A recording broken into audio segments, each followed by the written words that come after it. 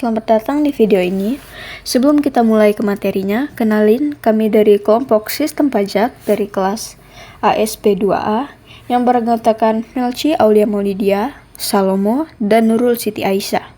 Nah, hari ini aku dan teman-temanku akan membahas tentang pajak reklame dan BPJT atau pajak barang atau jasa tertentu. Kalian pernah dengar gak sih tentang pajak reklame? Pajak reklame adalah pungutan yang dikenakan oleh pemerintah atas penggunaan alat atau media reklame untuk keperluan promosi, perkenalan, undangan, atau tujuan lainnya yang menarik perhatian masyarakat. Reklame sendiri merupakan sarana yang digunakan untuk menyampaikan informasi mengenai produk, jasa, atau ajakan tertentu agar menarik minat khalayak. Setiap daerah di Indonesia memiliki kewenangan sendiri dalam menentukan tarif pajak reklame, sesuai dengan ketentuan yang sudah diatur dalam Undang-Undang Nomor 28 Tahun 2009. Nah, pajak reklame ini juga memiliki istilah-istilah penting. Yang pertama, objek pajak, yaitu semua penyelenggara reklame sesuai dengan aturan yang berlaku. Yang kedua, subjek pajak, individu atau badan hukum yang menggunakan reklame untuk memasarkan barang atau jasa. Yang ketiga, wajib pajak, yaitu pihak yang bertanggung jawab atas pembayaran pajak reklame. Yang keempat, pihak ketiga.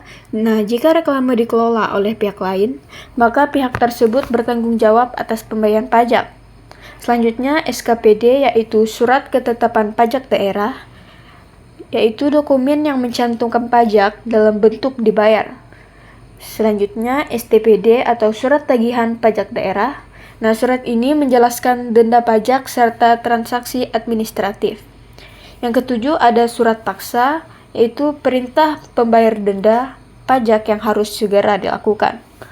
Kedelapan, surat teguran, yaitu pemberitahuan kepada wajib pajak untuk segera melunasi kewajibannya. Yang kesembilan, keputusan banding atau keputusan akhir mengenai keberatan pajak yang diajukan ke pengadilan pajak. Yang kesepuluh, surat keputusan pembetulan.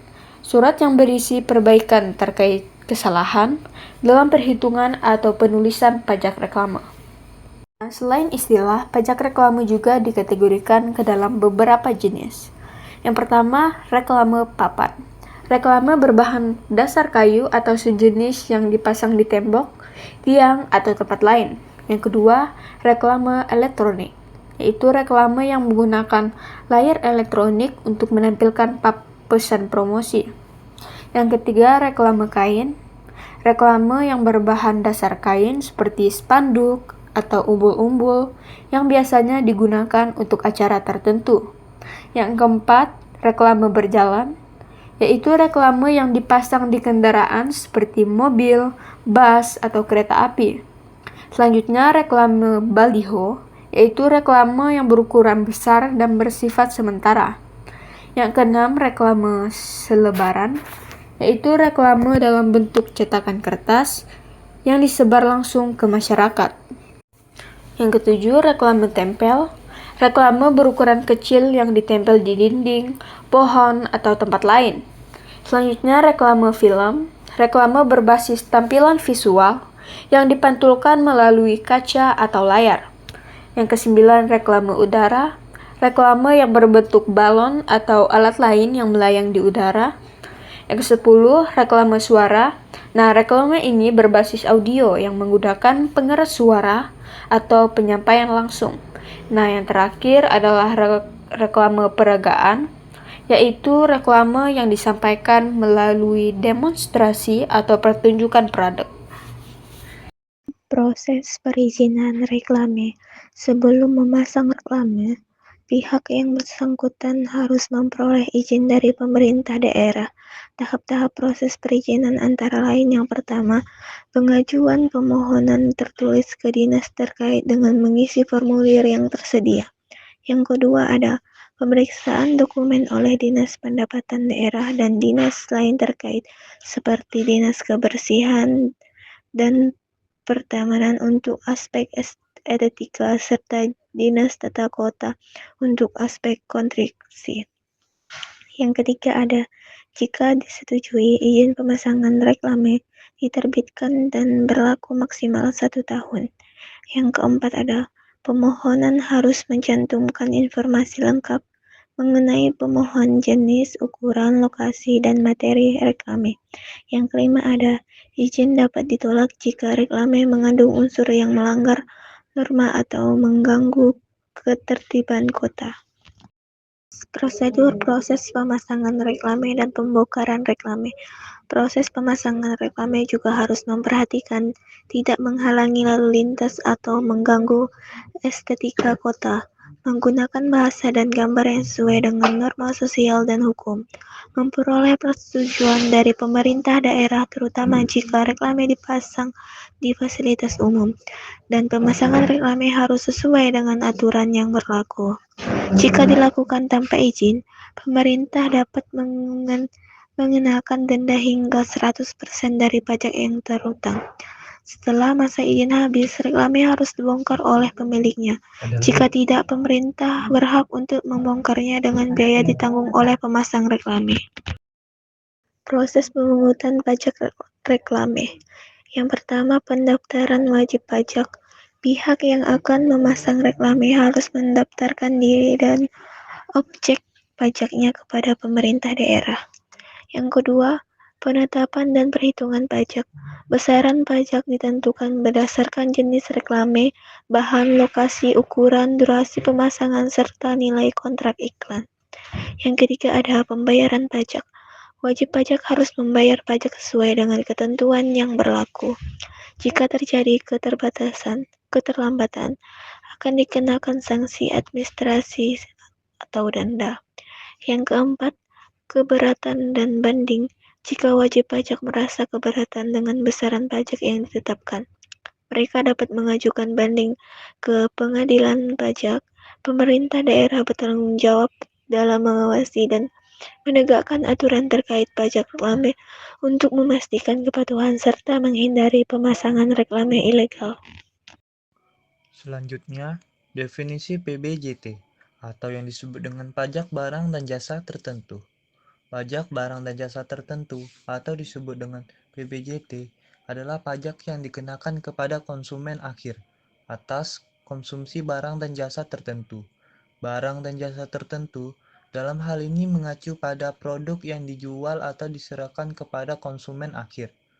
Pajak ini dipungut oleh pemerintah kabupaten atau kota sesuai dengan perhitungan yang dilakukan oleh wajib pajak. Ketentuan ini diatur dalam Pasal 4 Ayat 2 huruf B dan Pasal 5 Ayat 2 Undang-Undang Hubungan Keuangan antara Pemerintah Pusat dan Pemerintah Daerah atau yang disingkat dengan UUU HKPD. Pemungutan PBJT dilakukan di wilayah tempat barang dan jasa tersebut dijual, diserahkan, atau dikonsumsi. Tujuan dari PPJT adalah untuk meningkatkan pendapatan daerah yang dapat digunakan dalam pembangunan dan pengembangan wilayah masing-masing. Selanjutnya, jenis barang dan jasa yang dikenakan PBJT berdasarkan Pasal 50 UUU HKPD. Objek pajak yang dikenakan PBJT di antara lain 1. Makanan dan minuman. Penjualan atau konsumsi makanan dan minuman, termasuk yang dikonsumsi di tempat. 2. Tenaga listrik. Konsumsi tenaga listrik, baik dari jaringan maupun sumber lainnya. 3. Perhotelan. Layanan komodasi hotel dan fasilitas terkait. 4. Jasa parkir. Layanan parkir kendaraan yang dikenai biaya. 5. Jasa kesenian dan hiburan, termasuk konser, bioskop, dan tempat hiburan lainnya. Selanjutnya, regulasi lebih lanjut mengenai tarif dan ketentuan teknik ditetapkan melalui peraturan pemerintah, disingkat PP, serta peraturan daerah, disingkat Perda, masing-masing daerah. Tarif PPJT ditentukan dengan batas maksimal yang telah diatur dalam Pasal 58 UUU HKPD, yaitu maksimal 10% dari jumlah yang dibayar konsumen untuk sebagian besar barang dan jasa kena pajak. Khusus jasa hiburan diskotek, karaoke, klub malam, bar, dan SPA. Tarif berkisaran antara 40% hingga 75%. Tenaga listrik yang dikonsumsi dari sumber lain oleh industri pertambangan minyak dan gas dikenai tarif maksimal 3%, sedangkan listrik yang dihasilkan sendiri dikenai tarif maksimal 1,5%. Setiap daerah memiliki kewenangan untuk menetapkan tarif PBJT dalam batas yang telah ditentukan melalui peraturan daerah. Mekanisme perhitungan dan pemungutan PBJT. PBJT dihitung berdasarkan rumus di bawah ini. Besar pokok PBJT sama dengan dasar pengenaan PBJT kali tarif PBJT. Selanjutnya, PBJT terutang pada saat pembayaran atau penyerahan barang dan jasa tertentu.